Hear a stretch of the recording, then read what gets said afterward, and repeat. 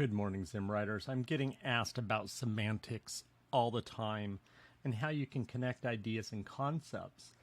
So here's an image. This is from an old published PDF from years ago, back about the semantic web. I think this goes back to like 2003 or 7 maybe. So let me try to explain this as best I possibly can and as simply as I can for today's little YouTube video.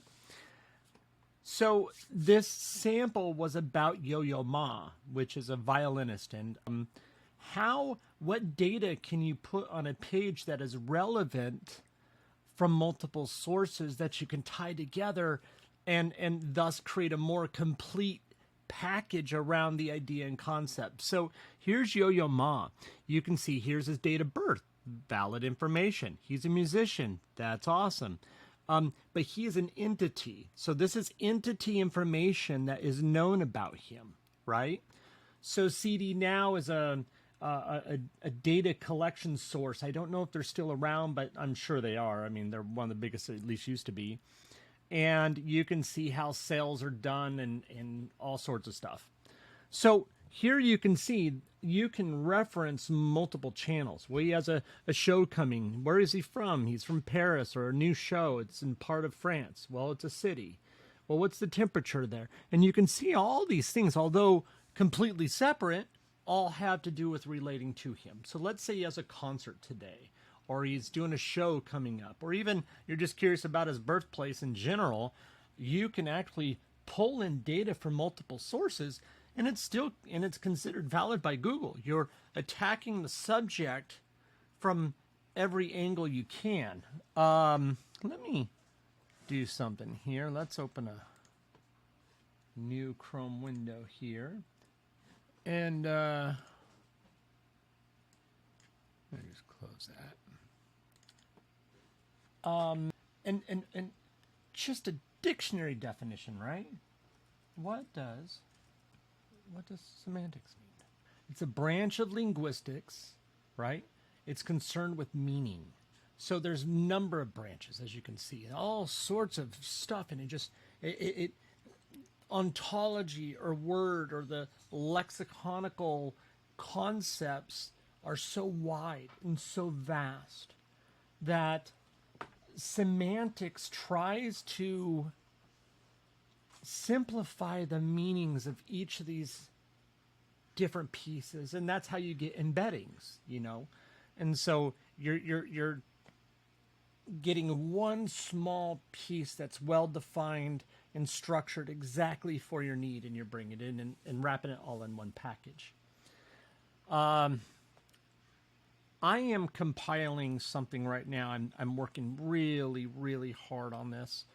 I'm creating a resource, trying to put together everything I know or have access to and build that out for the community and let you guys really see where I get all this data from. A lot of it is PDFs. A lot of it is patents by Google or other agencies or universities, a lot of universities. So you do realize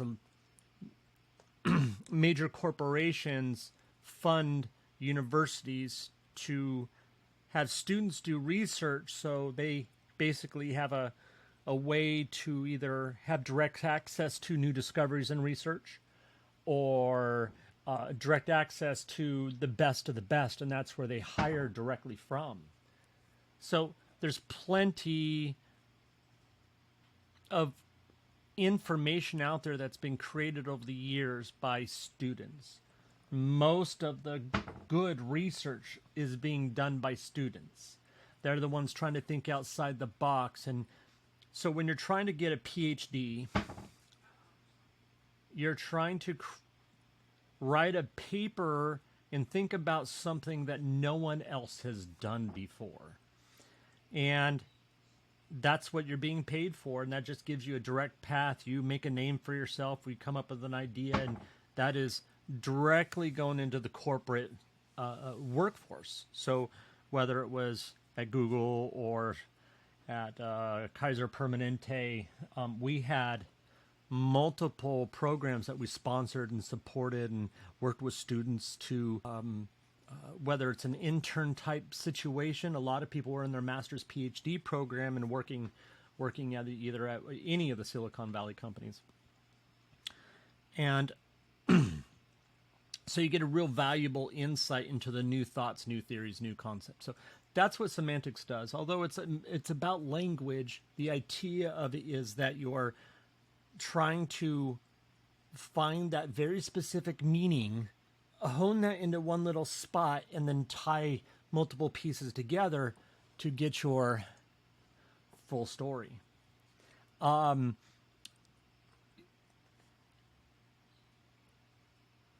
There's a lot about entities I speak a lot about, and it's more than just being an entity as an individual, a business, or a place. There are actually ideas and concepts and terms too.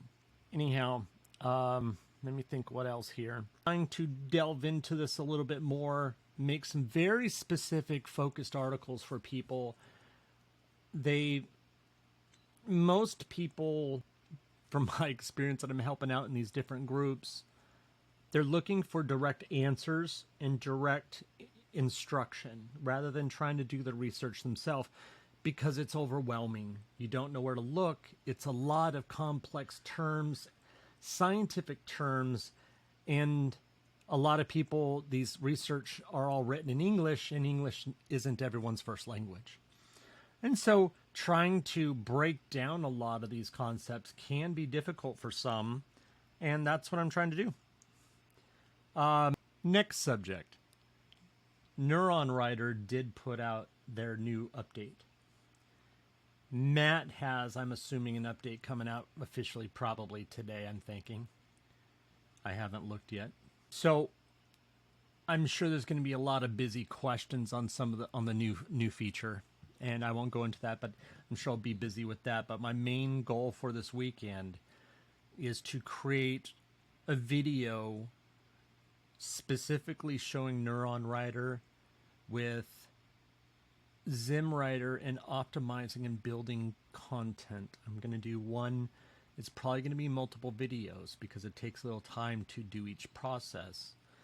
But I'm going to do an article creation process using custom scripts that I put in the course, of course, and using Neuron Writer and ZimWriter to optimize. I'm going to try to do this with each of the tools. I'm going to try and do it with Page Optimizer Pro and do each one on its own and show a process. I've also had a few people struggling with the paywall for some of these tools. And although I put articles up showing free resources and free tools, doesn't mean, again, people want to just be told what to do. So I'm going to try and create a plan of action, record kind of over the shoulder, and show exactly start to finish for each one of these. So that's going to be my next goal. I'm still going to cover the more difficult and concept application uses for ZimWriter, especially with the new update. That's going to be... I'm sure Matt's video is going to be very comprehensive, but everyone has a different use case. Everyone has a different understanding. So I will try to delve into that a little more. A lot of my videos and ideas come from working one-on-one with people and trying to help them find solutions. So I already ran into a little bit with the new version for myself, trying to figure out a couple uses. And it's once I can find the data that we're looking for, it works.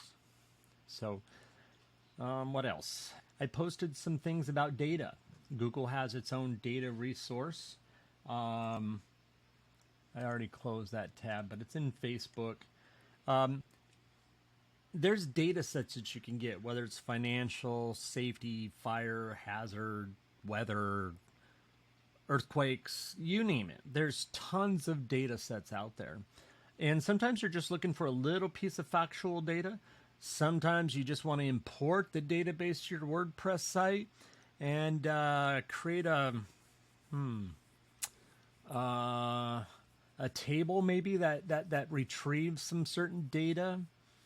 Am I getting too far into programmatic SEO? Because everyone keeps asking. So have a lot on my plate, my friends. So that's what's in my head. Those are a few little peeks of things I'm planning and working on. You ought to see my note board. I wish I could show it here, but I got this dry erase board that just has all these things. I should just take a picture and post it because you guys are like, what the hell?